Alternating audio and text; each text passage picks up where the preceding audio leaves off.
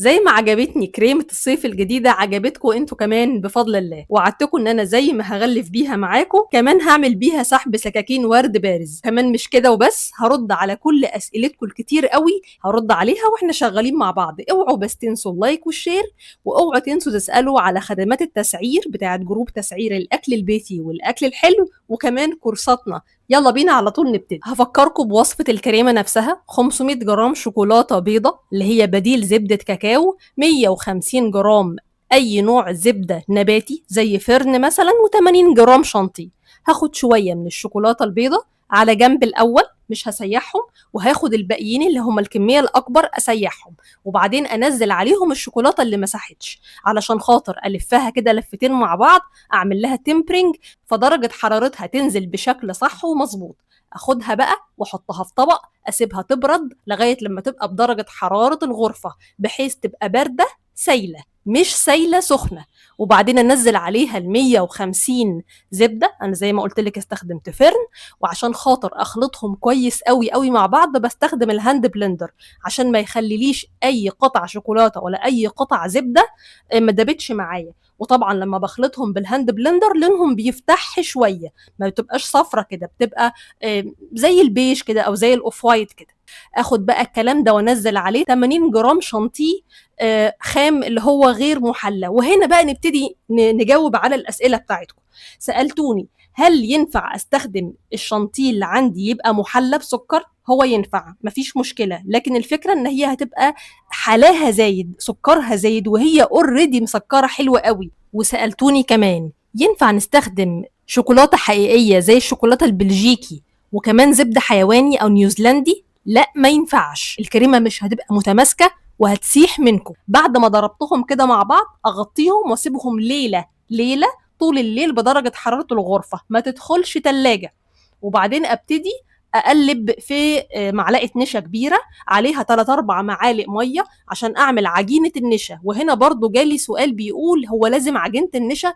مش انتي قلتي ان هي متماسكه لوحدها؟ يبقى ايه لازمه عجينه النشا؟ ولا اي حاجه، حسوكه زياده. بقى عايزه احس ان انا في زي ما بيقولوا كده في امان الامان، ضمان الضمان. وانا بحب عجينه النشا، بتمسك لي اي كريمه. طب ليه ما استخدمهاش؟ يعني ليه؟ سهل عليا وسهل على الناس كلها. تمام تمام. طيب ابتدي افرد عجينه النشا كده لغايه لما تلم معايا واتاكد ان هي استوت، وبعدين اخدها احطها في كيس تبرد، امسكها الاقيها بقت لطيفه وبارده، بتتقطع معايا وبتتلم معايا، معنى كده ان هي مستويه حلوه قوي. اخدها على جنب عشان اقول لك هنعمل بيها ايه. نروح نبص على مين؟ على الكريمه اللي سبناها ليله كامله، اللي هي مكوناتها ايه؟ زبده، شوكولاته، شانتيه، مفيش اي سوائل، مفيش اي سكر. وهنا جالي سؤال: هو ينفع نستخدمها في عمل الورد؟ ايوه. شايفه القوام اللي انت شايفاه ده؟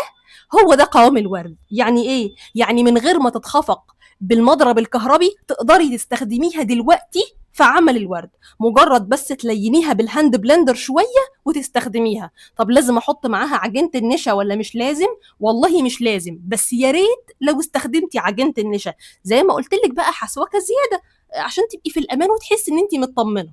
وبعدين هاخد عجينه النشا كده زي الشطره، اخلطها بشويه من الكريمه دي عشان اتاكد ان الهاند بلندر قطع لي كل عجينه النشا مع حته الكريمه اللي اخدتها. وبعدين اخدهم زي الشطره ارجعهم تاني على الطبق الكبير وابتدي اخلطهم. طيب هل ينفع اللي ما عندوش هاند بلندر يعمل في الكبه؟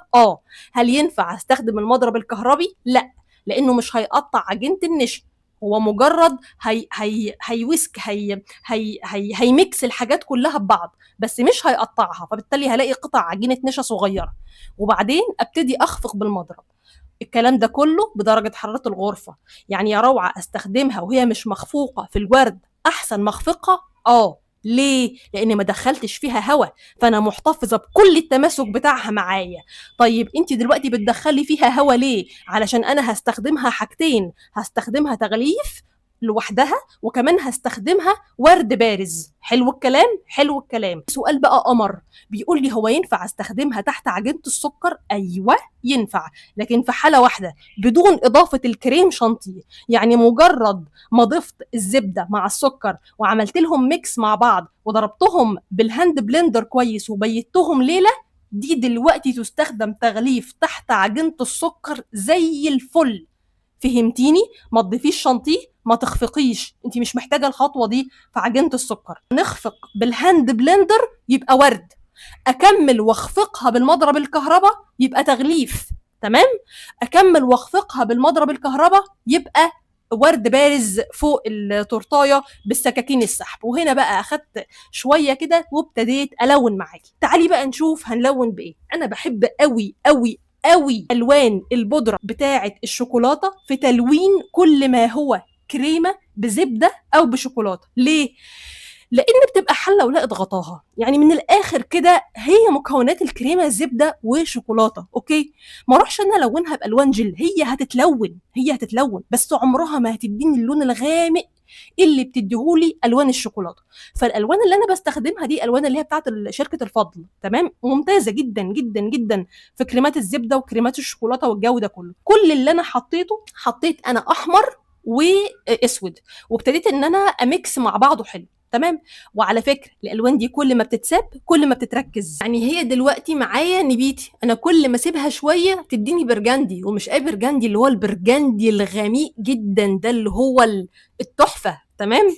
طيب بس تعالوا نعمل مع بعض الاخضر الزرع قد ايه مبهج. ده نقطه من الاصفر على نقطه من الاخضر الجل، وبعدين طفتهم بسنه بس كده بني. تعالوا بقى ناخد حته من البني كده ونميكس كده من تحت، نعمل ارضيه للون، وبعدين تعالوا نشوف هنعمل ايه على التورتايه. اول حاجه وعايزاكي تركزي جامد قوي، التورتايه عندي كانت خارجه من التلاجة ساعه، حلو الكلام، يعني جامده. حطيت الستنسل وابتديت احط عليها الكريمه، هوب ما لزقتش. هو ايه اللي حصل؟ انا مش فاهمه. فقلت طب معلش يمكن عشان الكريمه ساقعه قوي اللي هي بتاعه التورتايه نفسها، فما لزقتش فيها الكريمه اللي من فوق. وفعلا كان تحليل منطقي للاشياء يعني، وفعلا سبت التورتايه تهدى بره شويه بحيث تبقى الى حد ما بارده بس مش متلجه، وحطيت عليها الكريمه وفردت وهنا لزقت. فقلت الحمد لله، بس كده خلاص ادينا بنتعلم بالتجربه والخطا. اخدت جزئيه كمان وحطيت برضو سنه كده من الكريمه فردتها، وبساوي اروح واجي املى الفراغات واشيل بالراحه بالراحه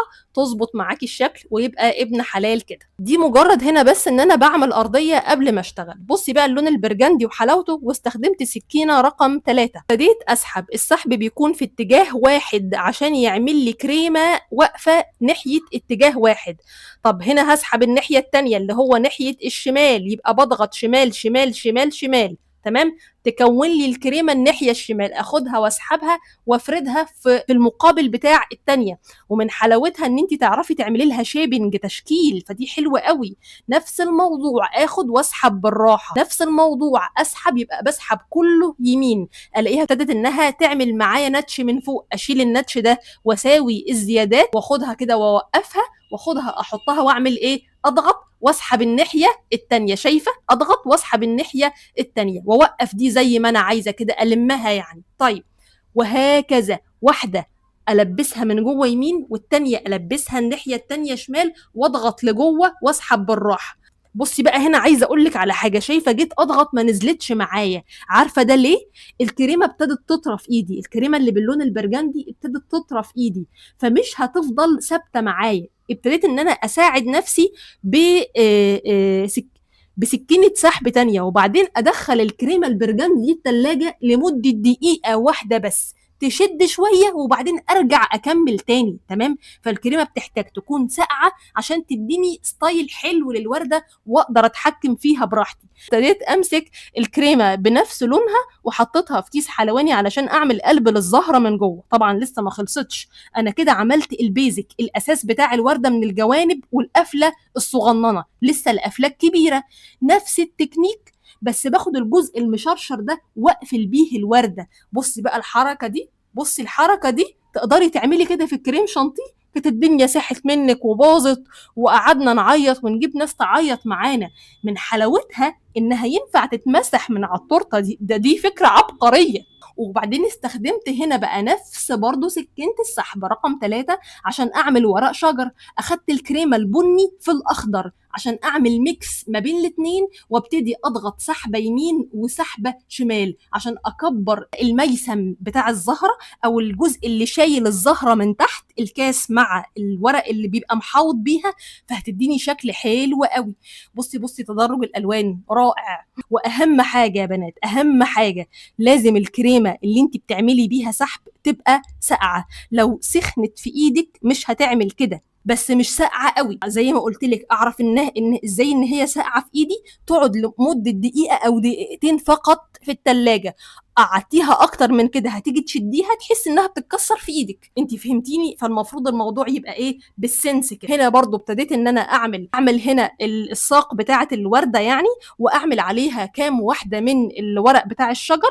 بس طبعا انا مش هسيبه كده، احنا المفروض ان احنا شغالين كله شغل الى حد ما تشكيلي يعني، وسحب ونتش وكده، فما ينفعش ان انا اسيب الجذور دي بنفس الموضوع، لازم برضو اشتغل سحب ونتش. ابتدي اعرج الورقه معايا، واعرج الساق الاخضر ده، واعرج الورق اللي معايا اللي انا عملته فيها، عشان يديني احساس ان انا في نفس اللوحه، مش حته من فوق مش شبه الحته اللي من تحت. وهنا كانت نتيجه المعركه. وعايزه اقول لك ان انا يمكن ايدي دي بعد سابع تامن غسله، طول ما انا شغاله بغسل ايدي بس الالوان بتعلم في الايد بشكل كبير. يا رب تكونوا استفدتوا النهارده، واوعوا تنسوا ان احنا مقاطعين وهنفضل مقاطعين، واوعي تنسي اللايك والشير قبل ما تخرجي.